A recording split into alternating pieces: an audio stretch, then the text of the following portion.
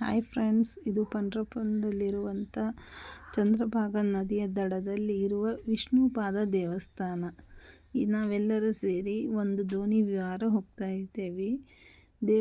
ಇದು ಚಂದ್ರಭಾಗಾ ನದಿಯ ಮಧ್ಯದಲ್ಲಿ ಇರುವಂಥ ನಾರದ ಮುನಿ ದೇವಸ್ಥಾನವನ್ನು ದೋಣಿಯಲ್ಲಿ ನಾವು ಹೋಗ್ತಾ ಇರೋದು ನೋಡ್ತಿರ್ಬೋದು ನೀವೆಲ್ಲ.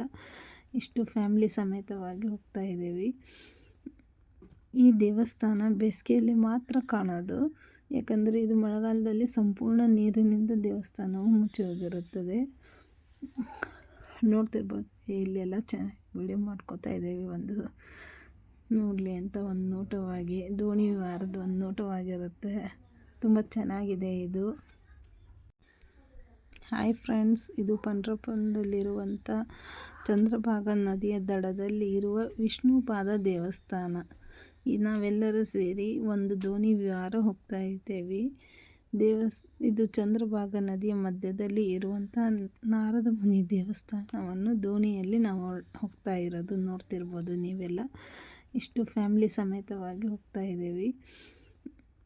ಈ ದೇವಸ್ಥಾನ ಬೇಸಿಗೆಯಲ್ಲಿ ಮಾತ್ರ ಕಾಣೋದು, ಯಾಕಂದರೆ ಇದು ಮಳೆಗಾಲದಲ್ಲಿ ಸಂಪೂರ್ಣ ನೀರಿನಿಂದ ದೇವಸ್ಥಾನವು ಮುಚ್ಚಿ ಹೋಗಿರುತ್ತದೆ. ನೋಡ್ತಿರ್ಬೋದು, ಇಲ್ಲೆಲ್ಲ ಚೆನ್ನಾಗಿ ವಿಡಿಯೋ ಮಾಡ್ಕೋತಾ ಇದ್ದೇವೆ. ಒಂದು ನೋಡಲಿ ಅಂತ ಒಂದು ನೋಟವಾಗಿ, ದೋಣಿ ವಿಹಾರದ ಒಂದು ನೋಟವಾಗಿರುತ್ತೆ. ತುಂಬ ಚೆನ್ನಾಗಿದೆ ಇದು. ಹಾಯ್ ಫ್ರೆಂಡ್ಸ್, ಇದು ಪಂಡ್ರಪುರದಲ್ಲಿರುವಂಥ ಚಂದ್ರಭಾಗಾ ನದಿಯ ದಡದಲ್ಲಿ ಇರುವ ವಿಷ್ಣುಪಾದ ದೇವಸ್ಥಾನ. ನಾವೆಲ್ಲರೂ ಸೇರಿ ಒಂದು ದೋಣಿ ವಿಹಾರ ಹೋಗ್ತಾ ಇದ್ದೇವೆ. ಇದು ಚಂದ್ರಭಾಗಾ ನದಿಯ ಮಧ್ಯದಲ್ಲಿ ಇರುವಂಥ ನಾರದ ಮುನಿ ದೇವಸ್ಥಾನವನ್ನು ದೋಣಿಯಲ್ಲಿ ನಾವು ಹೋಗ್ತಾ ಇರೋದು ನೋಡ್ತಿರ್ಬೋದು ನೀವೆಲ್ಲ. ಇಷ್ಟು ಫ್ಯಾಮಿಲಿ ಸಮೇತವಾಗಿ ಹೋಗ್ತಾ ಇದ್ದೀವಿ.